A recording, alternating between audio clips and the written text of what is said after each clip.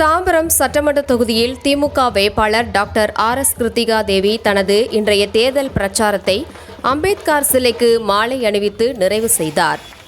தாம்பரம் மாநகராட்சிக்கு உட்பட்ட 55வது வட்டத்தில் 55வது வார்டு மாமன்ற உறுப்பினர் புகழேந்தி தலைமையில் 100க்கும் மேற்பட்ட பெண்கள், ஆண்கள் என ஏராளமான பொதுமக்கள் கலந்து கொண்டு உற்சாக வரவேற்பளித்தனர். அப்போது பாரதியார் நகர், முடிச்சூர் சாலை, அம்பேத்கர் நகர் உள்ளிட்ட பகுதிகளில் திறந்தவெளி வாகனத்தில் தீவிர வாக்கு சேகரிப்பில் ஈடுபட்டார்.